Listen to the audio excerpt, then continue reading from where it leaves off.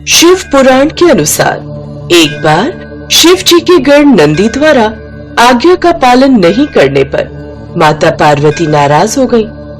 तब उन्होंने ठान लिया कि मैं ऐसा पुत्र प्राप्त करूंगी जो उनकी आज्ञा का पालन करे और उनकी रक्षा करे। एक बार माता पार्वती ने स्नान से पूर्व शरीर पर हल्दी का उपटन लगाया था। इसके बाद जब उन्होंने उपटन उतारा तो इससे एक पुतला बना दिया और उसमें प्राण डाल दिए। इस तरह भगवान गणेश की उत्पत्ति हुई। ये देख माँ पार्वती बहुत खुश हुई। इसके बाद उस बालक को उन्होंने गणेश नाम दिया। इसके बाद उन्होंने स्नान करने का विचार किया। माता पार्वती ने गणेश जी से कहा, पुत्र गणेश। जी माताश्री। पुत्र गणेश, देखो मैं स्नान गृह में स्नान करने जा रही हूँ। तुम द्वार पर बैठो और जब तक मैं ना कहूँ तब तक किसी को अंदर मत आने देना। जो आज्ञा माते, मैं किसी को भी अंदर नहीं आने दूंगा। आप निश्चिंत होकर स्नान करें। कहीं खेलने में भूल तो नहीं जाओगे ना? नहीं माते, आप चिंता न करें, निश्चिंत होकर स्नान करें। ये सुनकर माँ पार्वती मुस्कुराई और निश्चिंत होकर स्नान करने चली गई। और वहीं गणेश जी एक छोटा सा डंडा उठाकर द्वार के बाहर चक्कर लगाने लगे। कुछ देर बाद वहाँ शिव जी माँ पार्वती से मिलने के लिए उस ओर आए। वो जैसे ही भीतर जाने लगे, गणेश जी ने उन्हें रोकते हुए कहा, क्षमा करें प्रभु, आप अंदर नहीं जा सकते। भगवान शिव इस बात से अनजान थे कि वो उनका पुत्र है, इसलिए उन्होंने उससे पूछा, नन्हे बालक तुम कौन हो और मेरा रास्ता क्यों रोक रहे हो? मैं गौरी पुत्र गणेश हूँ और माता के आदेश का पालन कर रहा हूँ। और उनका आदेश है कि जब तक वो स्नान करें तब तक भीतर किसी को न आने दिया जाए। ये बात सुनकर शिव जी भयभीत हो गए और बोले, गौरी पुत्र, तब तो आदेश मेरे लिए नहीं है, क्योंकि मैं गौरी शिव पतिदेव हूँ। ये बात सुनकर गणेश जी सोच में पड़ गए। यहाँ से हट जाओ बालक। कदापि नहीं, क्योंकि जब तक माँ आदेश नहीं देती मैं किसी को अंदर नहीं जाने दूंगा। जिद मत करो नादान बालक, सामने से हट जाओ। यह संभव है। देखो तुम मेरे क्रोध को नहीं जानते। नादान बालक, रास्ता छोड़ो वरना परिणाम अच्छा नहीं होगा। परिणाम चाहे जो भी हो, सूर्य पश्चिम से निकल सकता है, चंद्रमा अपना मार्ग बदल सकता है, पर मैं अपने धर्म के मार्ग से नहीं हट सकता। मूर्ख बालक। शिव जी ये बात सुनकर अत्यंत क्रोध में आ जाते हैं। तभी नंदी जी उनको समझाते हुए बोलते हैं, अरे अरे शांत प्रभु, इसे मैं समझा बुझाकर हटाता हूँ ना। अगर समझाने से न माने तो जबरदस्ती हटाओ। और ये कहकर शिव जी वहाँ से चले जाते हैं। नंदी हाथ जोड़ उनसे आज्ञा लेते हुए गणेश जी से कहते हैं, तुम मेरे प्रभु का गुस्सा नहीं जानते बालक, अभी भी वक्त है, हट जाओ उनके रास्ते से। बातें ना बनाओ, हिम्मत है तो मुझे हटाकर देखो। मुझे मत दलकारो बालक, इसका परिणाम अच्छा नहीं होगा। डरपोक हो तुम, डरपोक। ऐसी बात है तो मेरी शक्ति का सामना करो।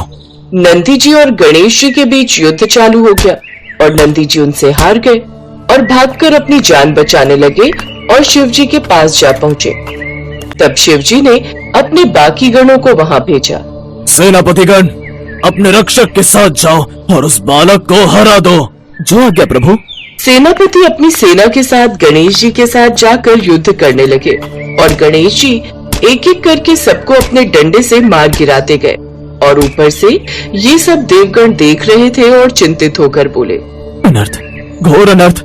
शिव जी गुस्से में आकर ये क्या अनर्थ कर रहे हैं? बालक गणेश को समझाने के बजाय उसी से युद्ध करने के लिए गणों की सेना भेजी है।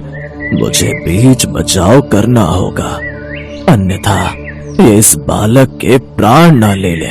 ब्रह्मदेव अपनी दैवीय शक्ति के साथ युद्ध में आ जाते हैं। रुको, ये क्या मूर्खता है?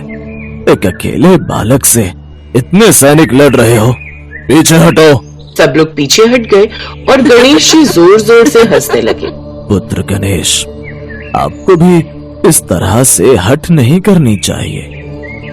हट मैं नहीं, पिताजी कर रहे हैं। तुम्हें पिता की आज्ञा का पालन करना चाहिए और मार्ग से हट जाना चाहिए। पिता की आज्ञा का पालन करूंगा तो माँ की आज्ञा का क्या होगा? और माँ का आदेश मैं कभी नहीं टाल सकता। जिद मत करो बालक, बड़े की बात मानते हैं, मार्ग से हट जाओ। नहीं, मेरे लिए सबसे बड़ा स्थान माँ का है और मैं नहीं हटूंगा।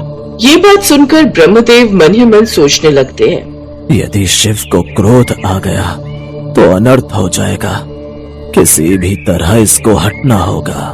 देखो बालक, अगर तुम यहाँ से हट जाओ तो मैं तुमको पुरस्कार दूंगा।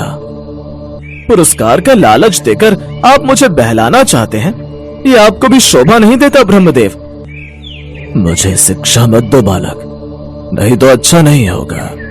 अच्छा, तो अब आप हमें डराने लगे, परंतु मैं अपने मार्ग से नहीं हटूंगा। ब्रह्मदेव मन ही मन सोचने लगे। इसे वश में करने के लिए बल का प्रयोग करना ही होगा। घोर अनर्थ होने वाला है। क्या हुआ प्रभु, आप विचलित क्यों हो गए? सब कुशल तो है ना? देवी, भगवान शिव का क्रोध चरम सीमा पर है और वो तांडव कर रहे हैं। क्या भगवान शिव तांडव कर रहे हैं? ओह, अब तो अवश्य ही कोई विपत्ति आने वाली है। हाँ, हमें उनको शांत करने के लिए कैलाश पर्वत पर जाना होगा। प्रभु, मैं भी आपके साथ चलती हूँ। इसी बहाने माता पार्वती से भी मिलूंगी। कैलाश पर्वत चले जाते हैं और देखते हैं कि भगवान शिव का गुस्सा आसमान छू रहा था और तभी शिव जी अपने शस्त्र त्रिशूल से गणेश जी का सर धड़ से अलग कर उनका वध कर देते हैं। सब लोग ये देख भयभीत हो जाते हैं और पार्वती जी ये सुन जोर से चिल्लाने लगती हैं और कहती हैं, स्वामी ने मेरे पुत्र का वध कर दिया। और रोती हुई बाहर आती हैं और अपने पुत्र की यह हालत देख अत्यंत क्रोधित होती हैं और सभी लोगों को देखती हैं, अपने पुत्र को गले से लगाकर रोते हैं। ये सब आपने क्या किया प्राणनाथ? क्रोध में अपने ही पुत्र का वध कर दिया और आप सब देवगण चुपचाप खड़े होकर ये तमाशा देखते रहे। किसी को इस नादान बालक पर दया नहीं आई।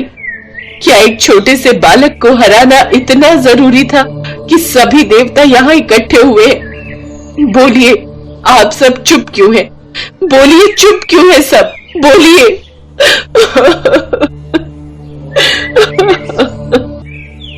पार्वती रोने लगी और सब लोग अपनी गर्दन नीचे कर शर्म से लज्जित हो गए और शिव से पार्वती कहने लगी, शांत हो गया अब आपका क्रोध? नहीं हुआ हो तो मेरे भी प्राण ले लीजिए। मुझे अपना पुत्र वापस चाहिए जीवित। आपको इसको प्राण दान देना होगा, नहीं तो मैं अपने प्राण यही त्याग दूंगी। ये आप क्या कह रही हैं देवी? मैं न्याय मांग रही हूँ। मेरा पुत्र निर्दोष था, वो मेरी आज्ञा का पालन कर रहा था। क्षमा करें देवी, ये सब असंभव है।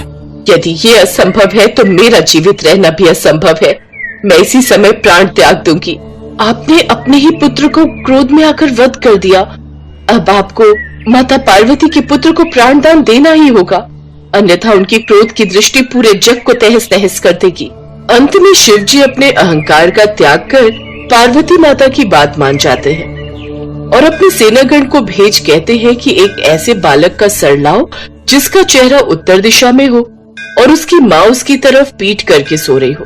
तथा कुछ समय बाद सेनागण एक हाथी के बच्चे का सर लाते हैं और शिव जी अपनी दिव्य शक्तियों से उसका सर गणेश जी के धड़ से जोड़ उनको जीवित कर देते हैं और पार्वती अपने पुत्र को जीवित देखकर अत्यंत खुश हो जाती हैं। सब लोग गणेश जी को अलग अलग वरदान देते हैं